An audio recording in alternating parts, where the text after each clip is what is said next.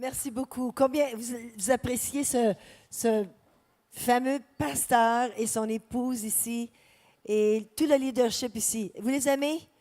Oui, on les applaudit. Merci beaucoup pour votre gentillesse, votre hospitalité, votre amour.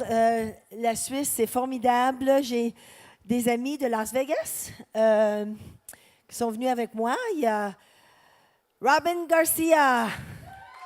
Elle n'a aucune idée de ce que je dis.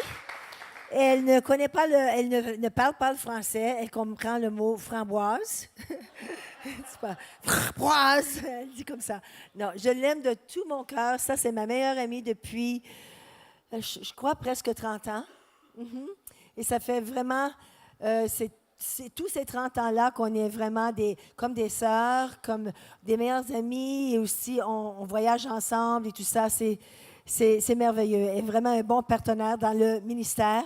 Comme j'ai un merveilleux partenaire dans mon mari, Paul Goulet, que vous connaissez combien vous avez entendu parler de Paul Goulet? Alors, pendant 10 ans, il est venu en Suisse et en France et il a beaucoup, beaucoup déversé et tout ça. Et là, il dit, c'est à ton tour, là. Je dis, oh là là, est-ce qu'on peut le faire ensemble des fois aussi? Alors, je suis certaine qu'il va revenir. Des fois, on va revenir ensemble. Mais j'ai aussi Doris et Perry qui sont en arrière, là, d'Italo. Et je suis contente de voir Simon et Harvey. Harvey. Et Yannick, vous connaissez Yannick? Alors, Yannick, il est venu chez nous. Il a habité là pour quelques années. C'est comme un fils pour nous. Alors, je suis contente d'être parmi vous. J'aime les escaliers, alors j'étais très contente de voir qu'il y avait des gros escaliers comme ça. Hier, je me suis levée un peu plus tôt que Robin et j'ai compté les escaliers que j'ai montés. J'ai fait 12 fois à monter des escaliers. Puis ça, c'était 1032 escaliers. Oui. Là, vous me regardez, on dit, elle est folle. Mais j'aime les défis. J'aime les défis et les escaliers, c'est le meilleur défi pour moi. J'aime ça. Et là, je pourrais aller à 2000 et à 3000 si j'avais eu plus de temps.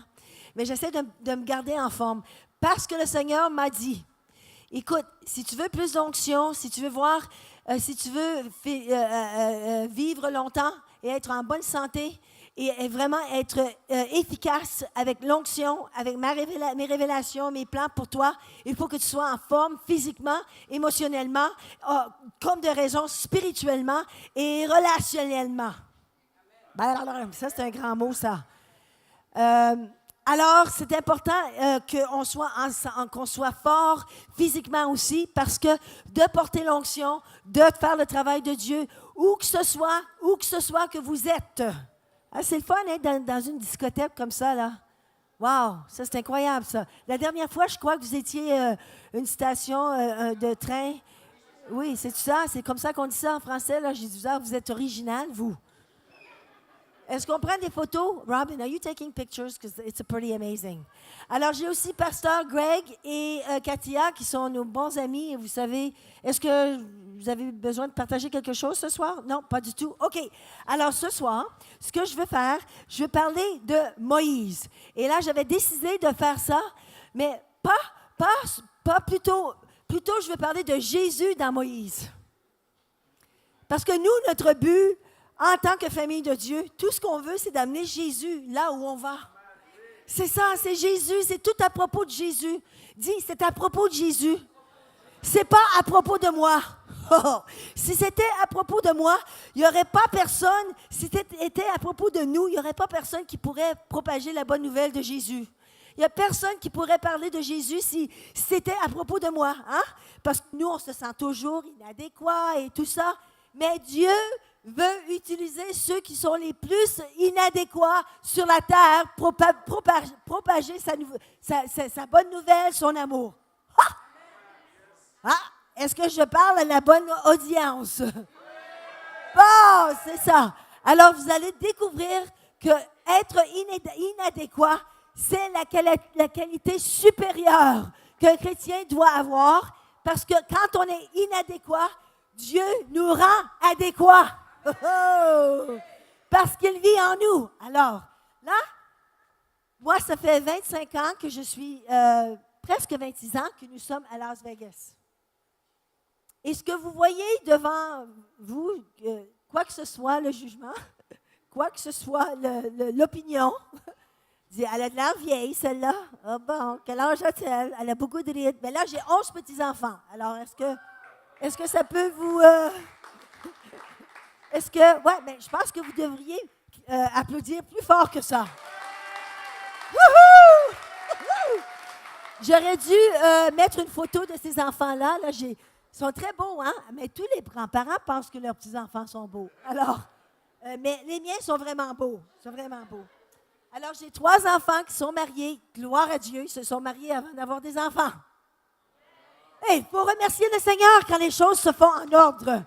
Il faut remercier le Seigneur que j'ai des enfants qui aiment Jésus et qui sont même dans le ministère ou bien presque, où ils travaillent avec et qu'ils aiment Jésus et qu'on a élevé nos enfants une bonne partie de leur vie à Las Vegas. La ville où on appelle la ville de péché. Ha! Ça ne fait pas plus de péché que la ville. Où nous sommes-nous dans le moment-là? Lausanne. Ah, je pense pas. C'est juste que nous, à Las Vegas, on le dit à tout le monde. Mais c'est drôle, hein? C'est drôle. On dit à tout le monde le sait ce qui se passe à Las Vegas. Mais il n'y a pas beaucoup de monde qui sait encore que la ville de Las Vegas, elle commence à être transformée par l'amour de Jésus. Alors là, dans Exode 3, la raison pourquoi j'aime Moïse, et j'ai eu ce message à cœur quelques petites minutes avant que vous mentionniez Moïse ici sur la plateforme-là.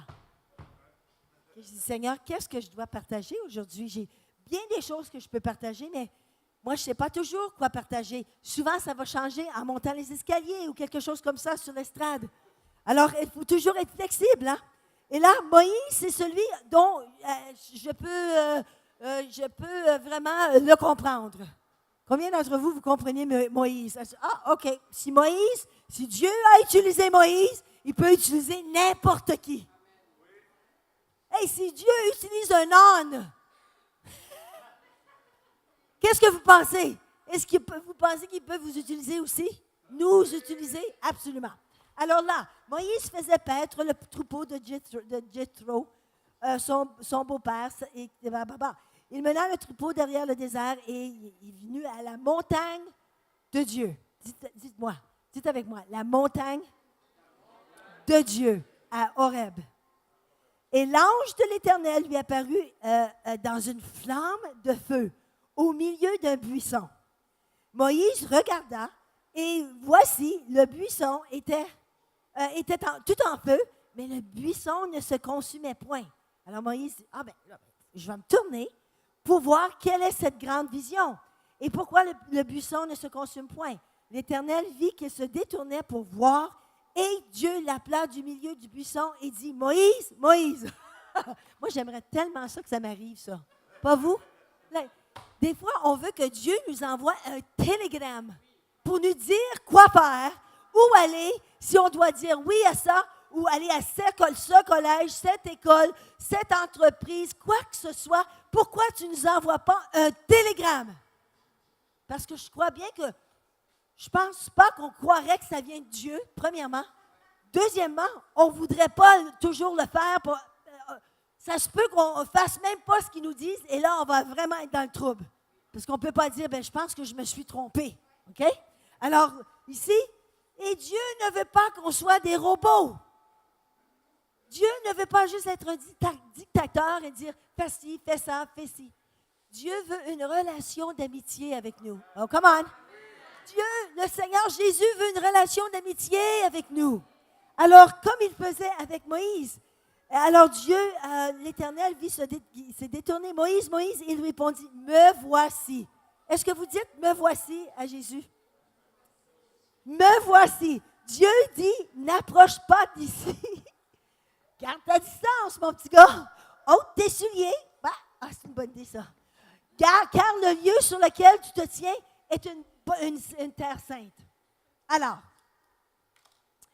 là, moi, je trouve ça extraordinaire comme histoire. Est-ce que je suis obligée de rester ici?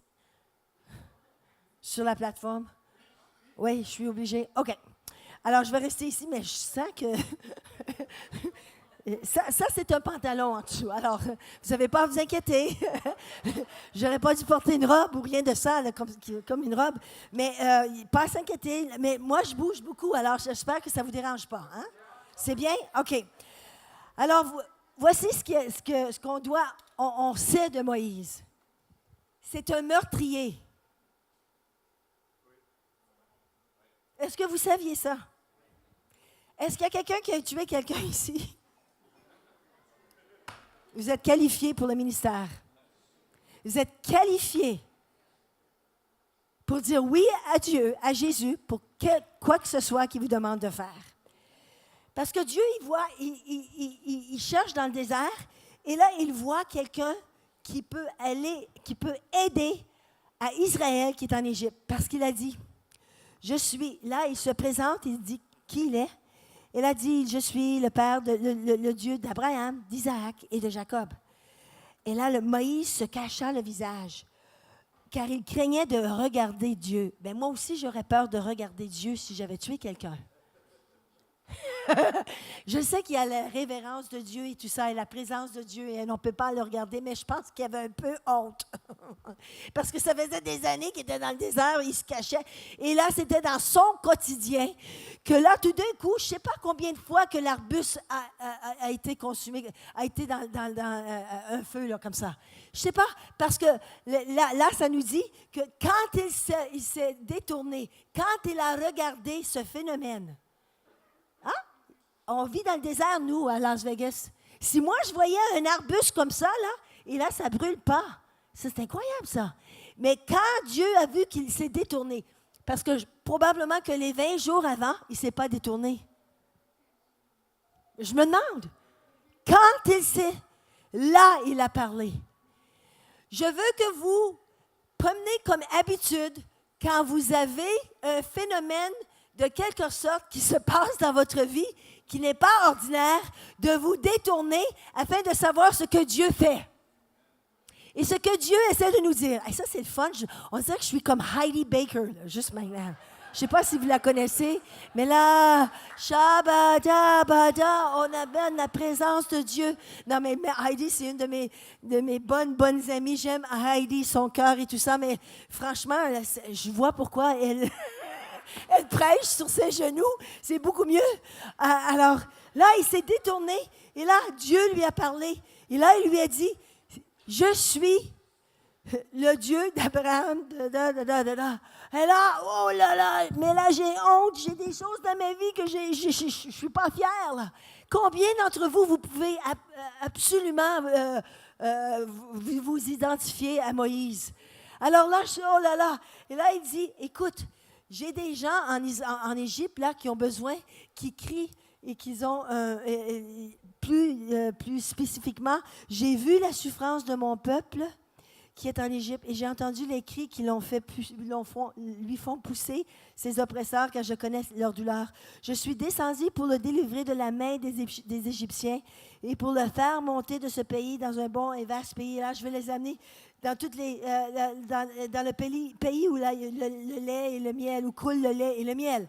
Alors, voici les cris d'Israël sont venus jusqu'à moi et j'ai vu l'oppression. Alors, je veux que toi, maintenant, je t'envoie auprès de Pharaon et toi, tu vas les faire sortir de là. Oh là là! Wow! Ça, c'est pas mal une grosse job, comme on dit au Québec. Ça, c'est une grosse job. J'aime ça quand les gens rient de mes blagues, mes farces, mes jokes. Ouais. Ça, c'est une grosse job, ça.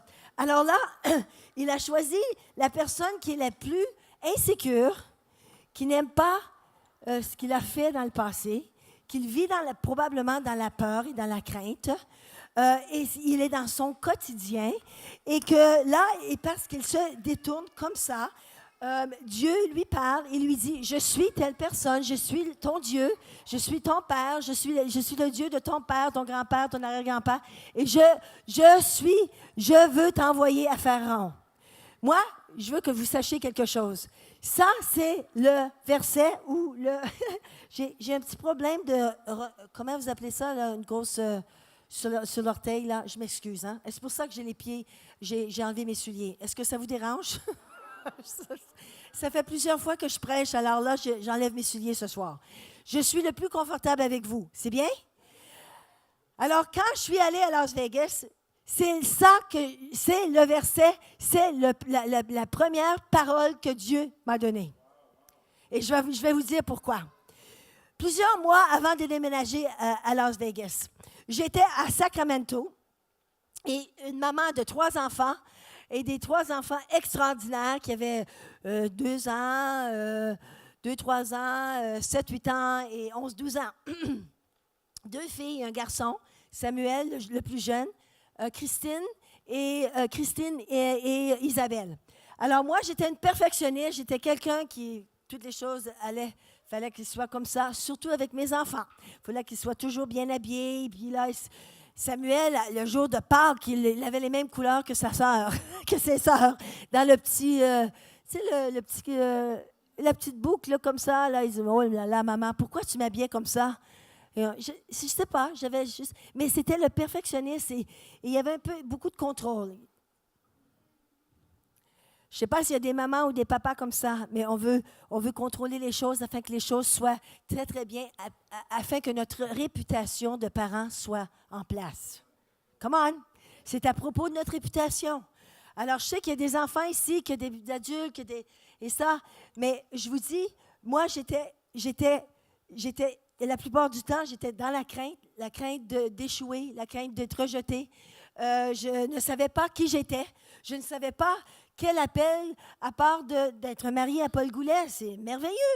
Il a toute la personnalité, il avait le charisme, il faisait du ministère et tout ça. Il a même commencé une école du dimanche à cette église, une grosse église de 5000 personnes. Il a commencé une école du dimanche pour les adultes et c'était à 450 par semaine. Dans un gymnase, là, 450. Alors, tout ce qu'il faisait, tout ce qu'il touchait, ça a réussi. C'était une réussite, c'était un succès. Et moi, j'étais à la maison et je prenais soin de mes enfants, ce qui était un privilège pour moi. Mais je ne savais pas qui j'étais. Je me comparais les autres femmes du pasteur qui étaient toutes minces, toutes belles, toutes ci, toutes ça. Ils pouvaient prêcher. Ils avaient 4 enfants parfaits, tout ça. Et là, un jour, j'étais assis sur le sofa, sur le divan. Et là, un jour, j'étais encore à Sacramento. C'était à peu près 6 mois avant d'aller à Las Vegas. Et là, il m'a dit, écoute, est-ce que tu as fini d'essayer d'être comme tel? C'était une autre Canadienne, au fait, qui était mariée à un pasteur, le fils du pasteur principal. Alors, je dis, non, je n'essaie pas d'être comme elle. Il dit, oui. Dans le temps, je n'ouvrais jamais la Bible, je ne priais jamais, mais je connaissais Jésus. Moi, je venais d'une église catholique. Quand Paul Goulet m'a conduit, je suis devenue une chrétienne à travers de ses convictions et lui qui a partagé la bonne nouvelle avec moi dans un gymnase. J'étais une athlète. Et quand on a commencé à aller à l'église ensemble, on s'est mariés 6 mois après. C'était comme très vite. Faites pas ce qu'on a fait, hein? C'est pas facile, ceux qui veulent se marier, là. Non, c'est pas facile de se marier si vite comme ça. Et là, on a déménagé le jour qu'on s'est mariés. C'était un déménagement à l'autre bout du pays. J'étais la première de me marier de 8 enfants chez moi. Et je n'étais pas l'aînée. Alors, ma mère, quand elle m'a vu partir, elle pleurait. Hein? Et c'était comme un funérail, le jour de mes noces. Mon petit frère de 8 ans, et il était très triste de me voir partir. Alors,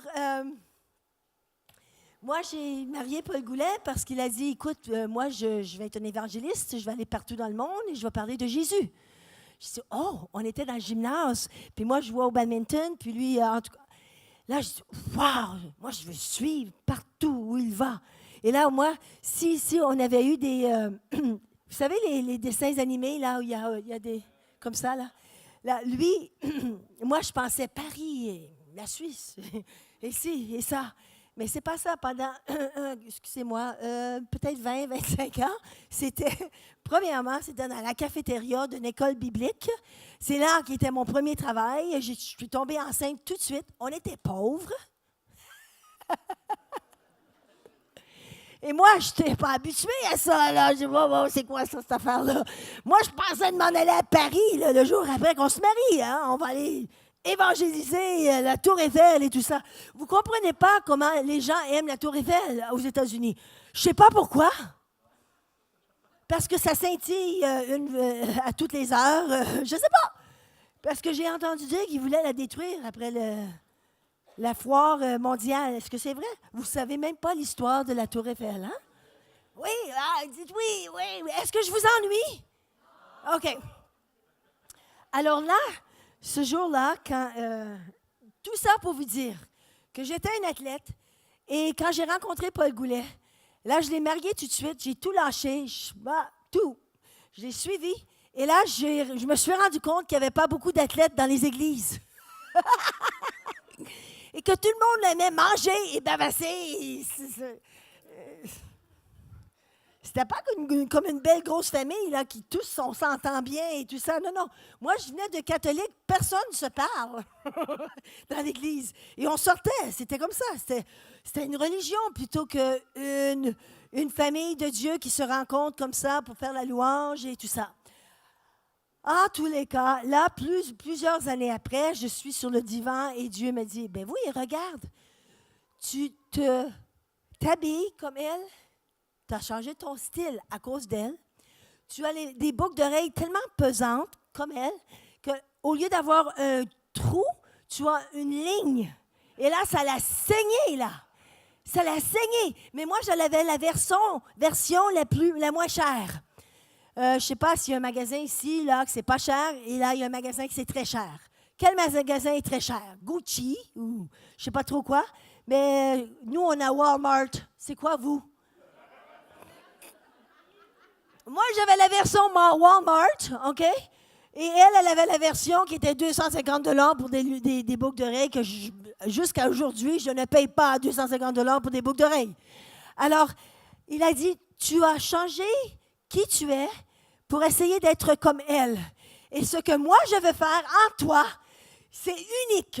Et si tu essaies d'être comme quelqu'un d'autre, je ne peux pas t'utiliser à ton plus grand potentiel parce que tu essaies d'être comme quelqu'un d'autre et tu vas devenir tellement frustré, c'est ce que j'étais, tellement frustré comme David avec l'armure de Saul.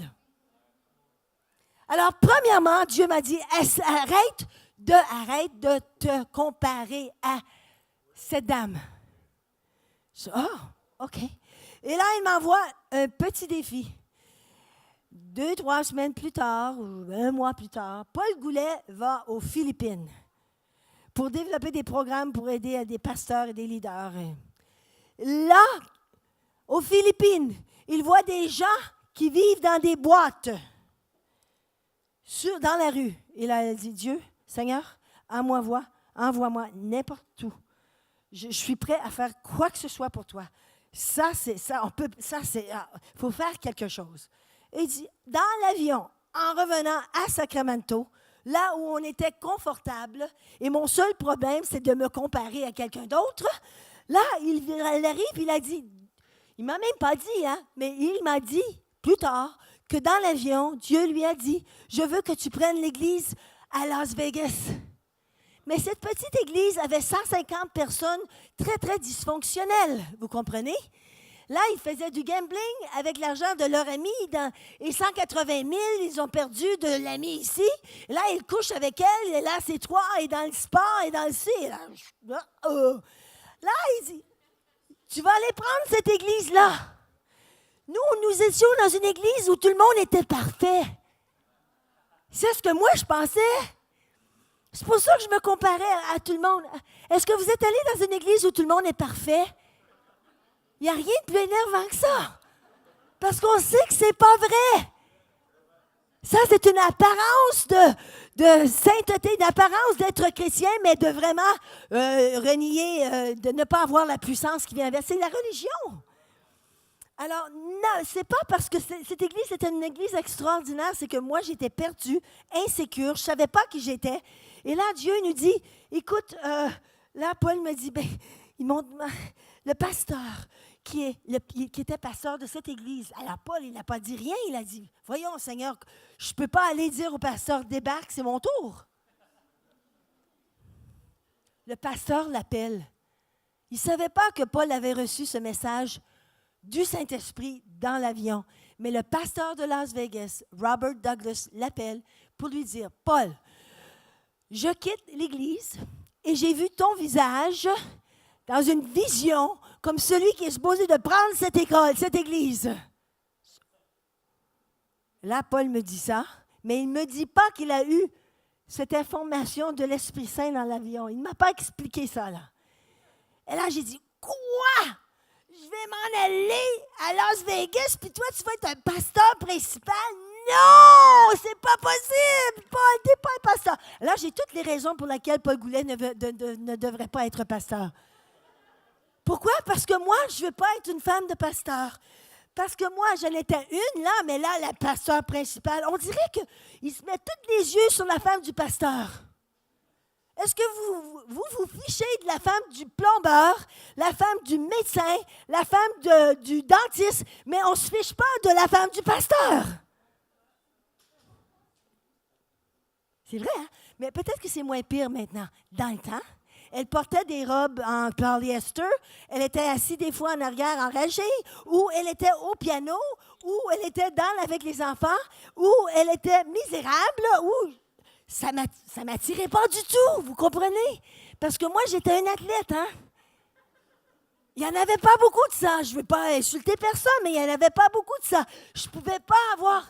Mais Dieu m'a dit, OK, tu y vas. Là, avec toute une histoire, on décide d'aller à Las Vegas. Parce qu'une des raisons que je ne voulais pas partir, c'est qu'il semblait que j'avais une très bonne amie, c'était Robin Garcia. Puis je ne voulais pas perdre ma meilleure amie.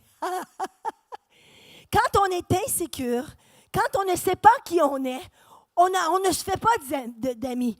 On a du mal à s'ouvrir aux autres. On a du mal à être authentique. On a du mal à croire que quelqu'un nous accepterait comme nous sommes maintenant. Je ne sais pas s'il y en a qui vous comprenez ce que je dis maintenant, mais c'est ça, c'était la personne que j'étais quand je suis allée à Las Vegas. Et là pendant 2-3 mois, je ne pouvais même pas parler devant la foule en anglais. Vous savez, quand j'ai marié Paul Goulet, moi, j'étais très, très francophone. Alors, j'avais peur de répondre au téléphone ou que ce soit qu'on demeurait parce que je ne voulais pas que ce soit quelqu'un d'anglophone sur l'autre côté de la... J'avais beaucoup de peur. J'avais peur de mon propre ombrage quand je me levais la nuit, quand j'étais petite. Et là, tout d'un coup, là, tu sais, il y a une lumière derrière toi. Je ne sais pas trop où elle est, la lumière. Mais là, tu vas comme ça. Et là, tu vois sur le mur, il y a un grand ombrage comme ça. Là. Ah, tu penses que c'est un homme, mais c'est ton ombrage à toi. Dieu, tu nous demandes d'aller à Las Vegas? Oui, Paul Goulet peut-être, mais pas moi. Alors, c'est là qu'il m'a donné ce... Il dit, je choisis les personnes les plus inadéquates pour faire ce que je veux faire en toi et à travers de toi. Parce que quand il a dit à Moïse, mais là, il avait une solution, parce que Moïse, il dit, écoute, je ne peux pas, là, Dieu lui a promis, je vais être avec toi. Et là, il a ajouté, c'est ainsi que tu répondras aux enfants d'Israël, celui qui t'appelle, qui s'appelle Je suis va être avec toi. Oh là là, OK. Alors, Moïse, là, je ne peux pas parler, je bégaye. Écoute, j'ai du mal faut que je me cache. L'Éternel lui dit, qu'est-ce que tu as dans ta main? Qu'est-ce que tu as dans ta main?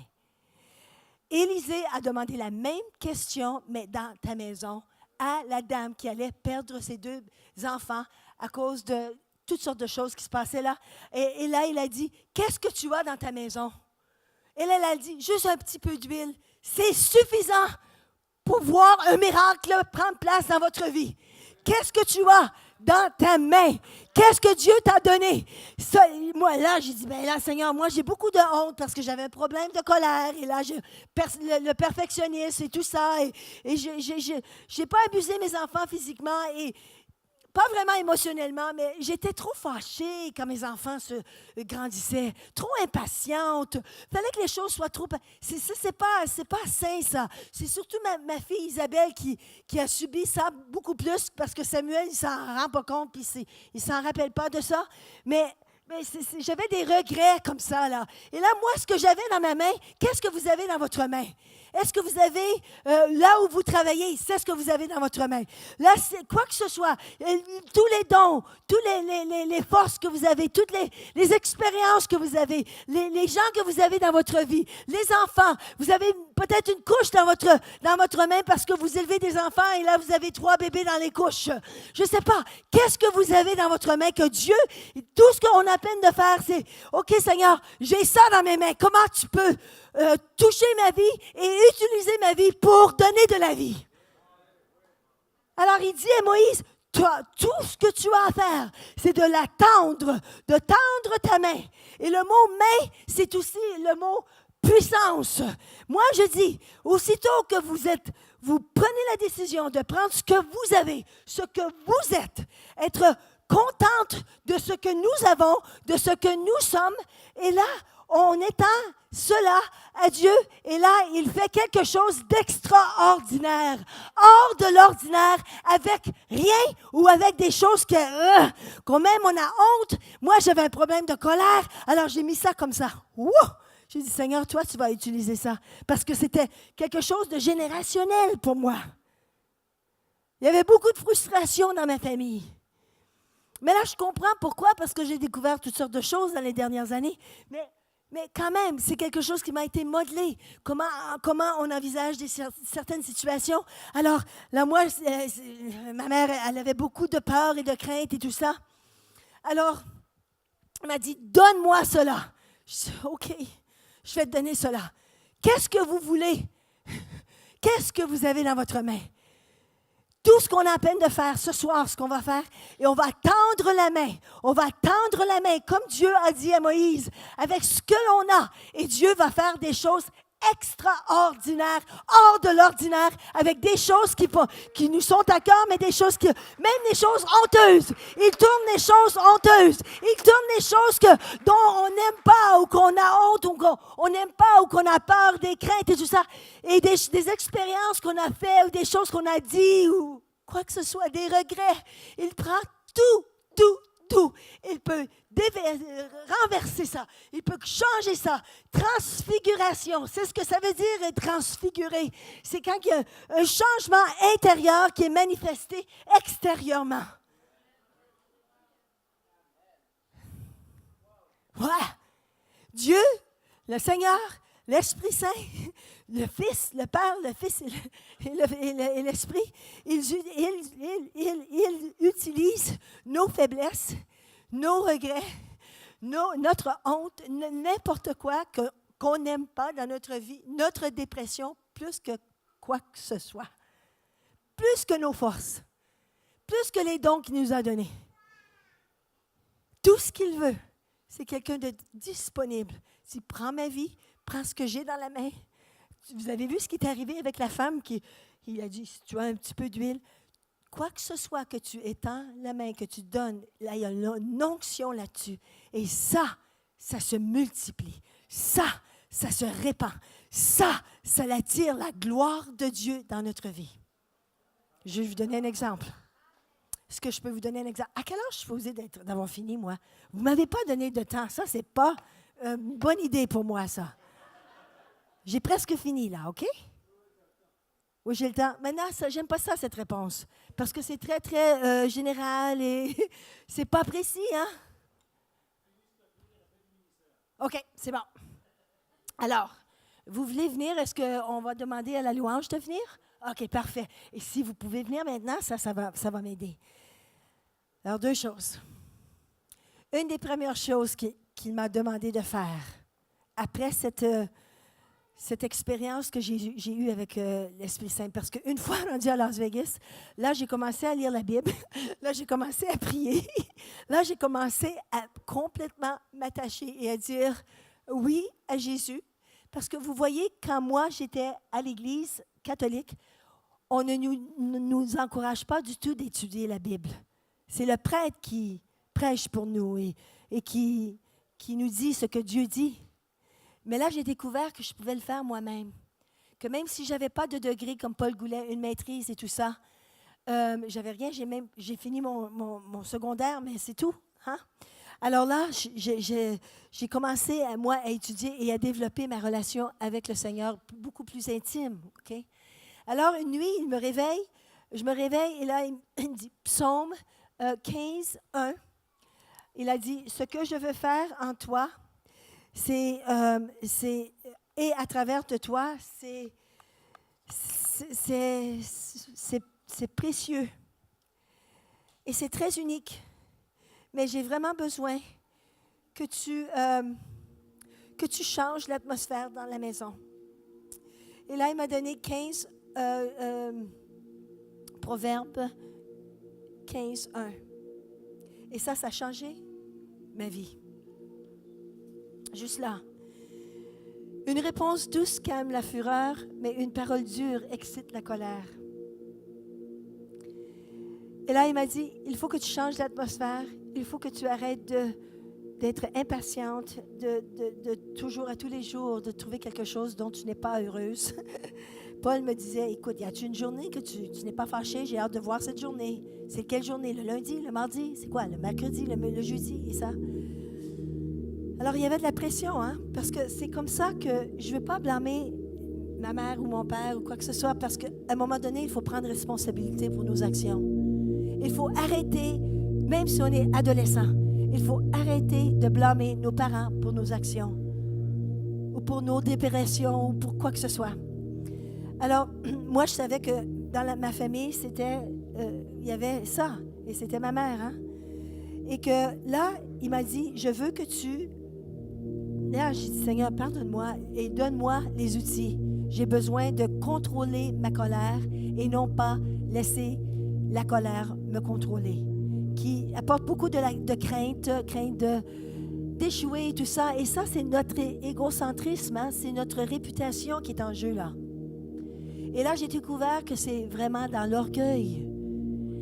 Et là, j'ai découvert que Dieu, il donne de la grâce aux orgueilleux, à ceux qui sont humbles, mais il résiste ceux qui sont orgueilleux. Ah! Alors là, j'ai dit, tout ce que je peux faire, moi, c'est de m'humilier devant lui et devant ma famille. Là, j'ai dit, OK, Seigneur, je vais faire les choses. Mais il m'a dit, il m'a demandé quelque chose. Je veux que tu partages ça avec l'Église dimanche. Il a dit, ce dimanche-là, qui était la fête des mamans. Je dis, hein? Exactement. Tu aurais dû voir son visage. Hein? Ça, c'est... Je dis, non, c'est pas possible. Il faut que je sois... il faut que au moins j'ai expérimenté un peu de victoire. C'est ce que je veux que tu fasses. Je dis, OK. Si Paul Goulet me demande, je vais le faire. Je pensais jamais que Paul Goulet me demanderait de faire ça. Pourquoi? Parce que je parlais à peine en anglais assez confortablement pour faire des annonces. Imaginez-vous d'être vulnérable comme ça. Alors, le lendemain, il me demande où étais-tu durant la nuit. Et là, je lui explique tout. Je te demande pardon. Je vais aller me chercher du counseling. Je vais dire aux enfants que j'ai un problème de colère, comme s'ils ne savaient pas déjà. Je vais faire tout ce que j'ai besoin de faire. Je vais être redevable à mon ami. Et je veux vraiment, vraiment conquérir ça. Je veux vraiment avoir contrôle de ça. Parce que dans la Bible, ça dit, on peut être en colère, on peut avoir ces émotions, mais il ne faut pas aller se coucher avec ça. C'est vrai? Parce que ça donne de la place à l'ennemi. Et là, il a un pied dans la porte. Et là, il fait... Il amène ses amis là. Il prend avantage. Que vous soyez adolescent, ou que vous ayez 90 ans, ou que vous ayez 10 ans, où je vous dis, une des meilleures habitudes que vous pourriez développer dans votre vie, c'est d'écouter la parole. Vous pouvez avoir de la colère et des choses, oui, mais il faut régler nos choses avant d'aller se coucher. Parce que c'est pas parce que Dieu ne peut pas prendre notre colère, c'est parce que l'ennemi va prendre avantage de vous. C'est ça. Et là, il va rentrer et comme s'il décorait ton cœur, il va mettre des arbustes ici, des arbustes là, il va avoir des emprises à cause du manque de pardon. Oh là là! Imaginez-vous que tous les gens qui sont allés se coucher sans pardonner, parce qu'ils ne savaient pas cette vérité. Hein? Alors, Paul Goulet, miraculeusement, en partageant tout cela avec lui, je ne lui ai pas dit la partie là, que vous savez que je n'ai pas dit. Là, il a dit, « Oh, j'ai 2 mamans bibliques. Est-ce que tu peux être la 3e maman dont je vais parler? Dimanche, le jour de la fête des mamans. » J'ai dit, « Non, c'est pas possible. Paul. Il veut que je partage ce témoignage. C'est même pas un témoignage encore. C'est jeudi, là. Et ça, c'est dimanche, là. Hein? Je n'avais pas le choix que de dire oui. Dites oui.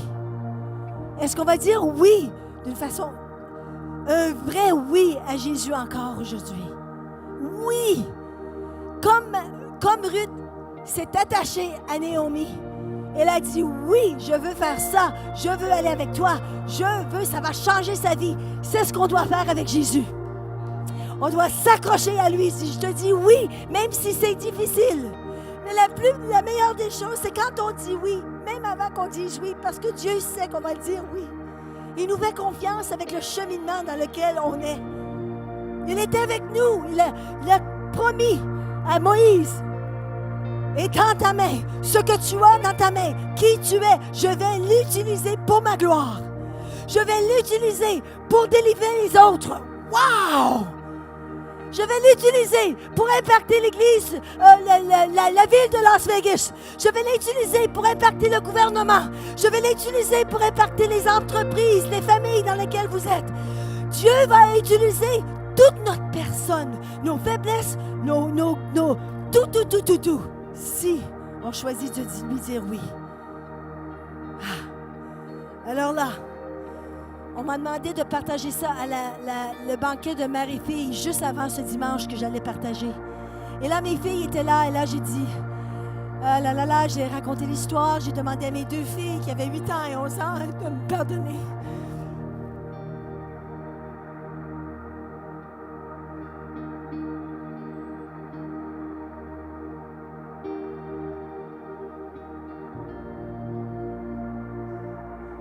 Devant toutes ces mamans et ces enfants.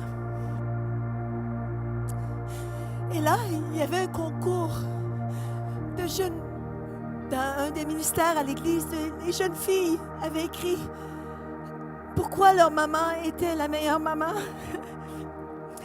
Et il y avait des lettres gagnantes qui étaient lues par les mamans, par les filles.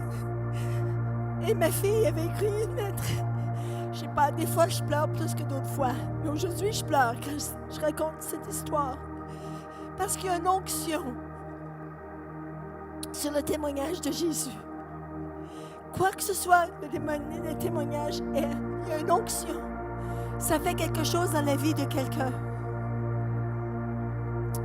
Même si c'est juste une personne ici. Alors, là, dans sa lettre, elle a dit, « Un jour, je veux être comme ma maman. »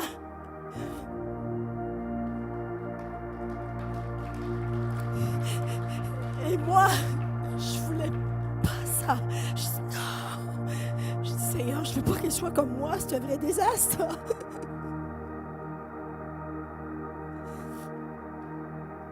Premièrement, il m'a dit, t'es pas si pire que ça. Ta fille voit de très belles choses en toi. Et deuxièmement, il m'a dit, elle te voit comme moi je te vois. Elle te voit comme tu deviens.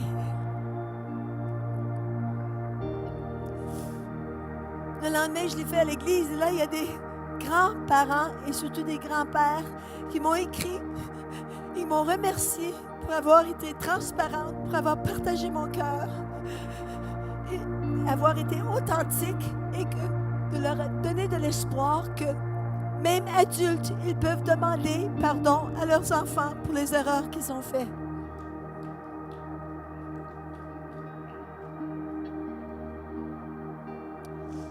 Quand j'ai raconté cette histoire à ma mère,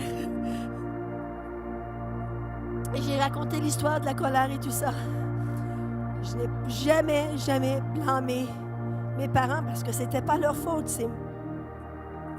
Nous sommes responsables pour nos actions, nos émotions et pour nos pensées. En autant qu'on vit ces trois choses, dans l'amour de Dieu, on n'est pas responsable pour les actions, les émotions et les pensées des autres. Ça, c'est une bonne règle. Vous devriez toujours vous rappeler. Il y a beaucoup de gens qui sont venus à Las Vegas et ils savent les trois. On est responsable pour ces trois choses-là. Alors, j'ai partagé avec ma mère. Et là, elle a dit, j'ai dit, écoute, la malédiction, une malédiction générationnelle, c'est comme ça. C'est ce que Dieu m'a donné pour m'aider à... C'est comme si on était dans un bateau et l'Esprit Saint est assis sur le siège du passager. Et moi, je conduis je suis au volant. Et là, tu vas t'écraser, hein? Parce que c'est sur une rivière comme ça, dans un bateau. Et aussitôt que tu donnes la place à l'Esprit Saint, au volant, et toi, tu deviens le passager, alors ensemble, avec les choix et l'humilité et tout ça, on tourne ça et on va à contre-courant. C'est ça, de briser une malédiction de génération. Il faut, quand on est les premiers, on va à contre-courant et c'est difficile. Mais si on collabore avec l'Esprit Saint, on va y arriver. Vous savez ce que ma mère a dit? Est-ce que je peux venir dans le bateau avec toi? À l'âge de 60, quand ma mère voulait changer sa personne, elle voulait être transfigurée. Et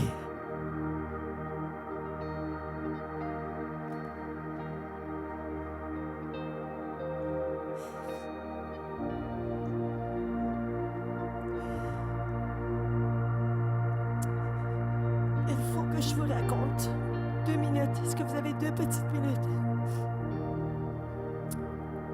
Cette même maman,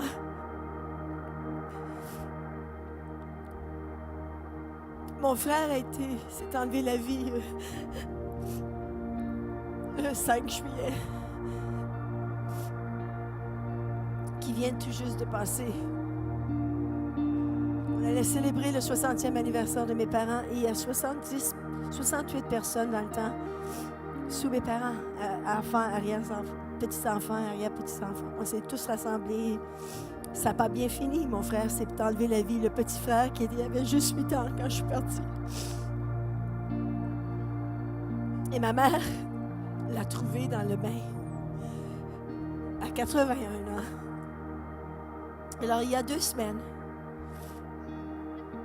cette même maman qui est venue dans le bateau avec moi, dont sa vie a été transformée à partir de ce temps-là. Elle est allée à une retraite il y a 2 semaines pour se recueillir, pour vraiment guérir encore de ce suicide dans la famille. C'est très difficile, hein? Premièrement, elle va là et la plupart viennent de Haïti, de l'Afrique. Ils célèbrent Jésus comme jamais, et même qu'ils ont eu des temps difficiles, mais il y a une joie qui célèbre et qui loue le Seigneur.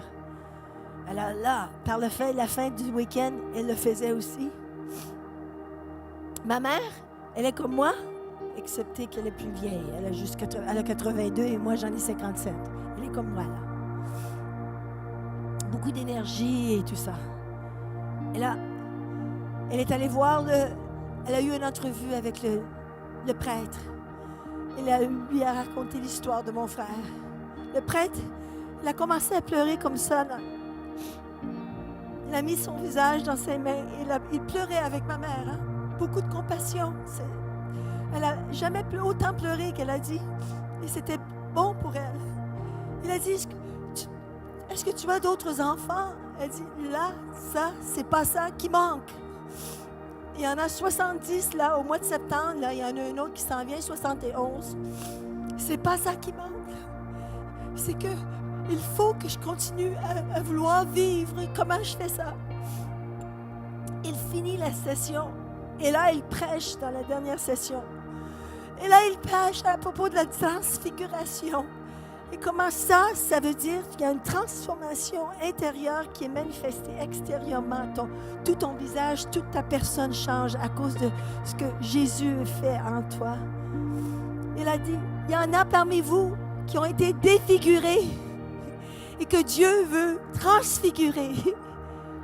Oh. Il y en a ici, vous avez été défigurés. L'ennemi a un plan de nous défigurer.